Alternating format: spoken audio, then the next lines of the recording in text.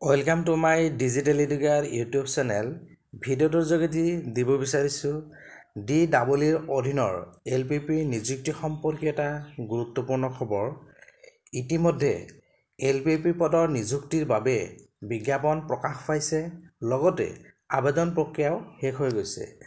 তাৰ লগতে আকৌ জিলাসমূহৰ পৰা LPPৰ আৰু গ্ৰেড 3 আৰু গ্ৰেড 4 খালী পদৰ তথ্য বিচৰা হৈছে। এই সম্পৰ্কে ডিৰেক্টৰ অফ এলিমেণ্টাৰী এডুকেশ্যনৰ তৰফৰ পৰা জিলাসমূহলৈ এখন নিৰ্দেশনা আহিছে। যিহেতু প্ৰতি বছৰে বহুসংখ্যক পোষ্ট খালী হৈয়ে থাকে আৰু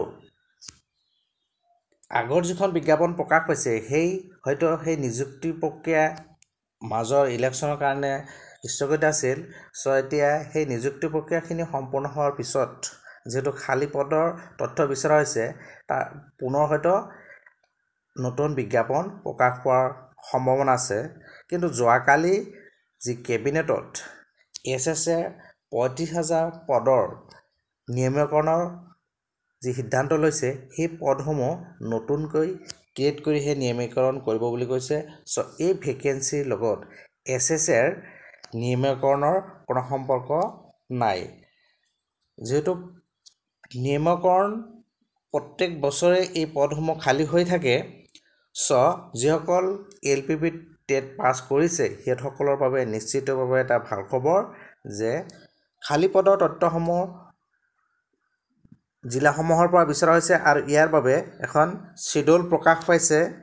ইয়াতে চাওক, এইখন হৈছে ডিৰেক্টৰ অফ এলিমেণ্টাৰী এডুকেশ্যনৰ তৰফৰ পৰা জিলাসমূহলৈ অহা অৰ্ডাৰ কপি। ইয়াতে চাওক, regarding submission of vacancy details LP and UP school teachers and number 2 grade 3 junior assistant statistical assistance computer etc.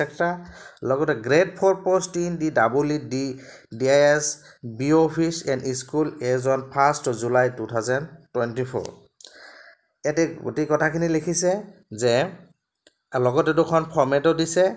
গোটেইখিনি কি কৰিব লাগিব, 1st July 2024 তথ্যৰ ভিত্তিত এইখিনি জমা দিব লাগিব। ইয়াতে লিখিছে চাওক, DO will serve the letter along with the format A and B format হৈছে, এইটো হৈছে গ্ৰেড 3 গ্ৰেড 4, এইটো ফৰ্মেট A। তাৰপিছত এইখন হৈছে ফৰ্মেট A, যিখন হৈছে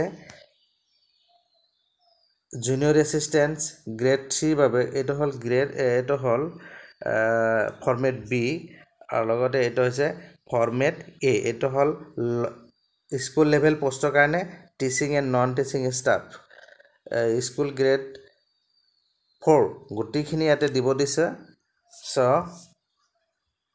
ইয়াতে চাওক, DO will serve the letter along with the format A and B to the DIBO and they will share the soft copy of the format with the headmaster head teacher। এইটো 27 তাৰিখ এটা উল্লেখ কৰিছে। তাৰপিছত হৈছে DIS BO will conduct a meeting with the head teacher and filling the format A and B। এইটো হৈছে 29 তাৰিখৰ পৰা 1 তাৰিখ, অৰ্থাৎ 2 দিনৰ ভিতৰত দিব লাগিব। তাৰপিছত headmaster and the head teacher of the school will fill up the format and submit the same DIBO লৈ। এইটো 2 দিন দিছে, 2 তাৰিখৰ পৰা 3 তাৰিখ। তাৰপিছত DIBO will compile the format as submitted by the headmaster. এইটো হৈছে 4 তাৰিখৰ পৰা 6 তাৰিখলৈকে 3 দিন সময় দিছে। তাৰপিছত DO will compile the format submitted by the BO and DIS and forwarded the compiled format to director of elementary education. অৰ্থাৎ 7 তাৰিখৰ পৰা 9 তাৰিখ, জুলাইৰ 7 তাৰিখৰ পৰা 9 তাৰিখৰ ভিতৰত ডিষ্ট্ৰিক্টৰ পৰা ডিৰেক্টৰলৈ পঠাব লাগিব। The hard and the soft copy in Excel format by email at the siuele.edu@assam.gov.in of the vacancy details and 100-point roster register duly signed and verified by yourself personally shall reach this directorate latest by 9th July 2024 positively with that fail। অৰ্থাৎ July মাহৰ 7 তাৰিখৰ ভিতৰত গোটেইখিনি তথ্য soft copy and hard copy submit কৰিব দিছে।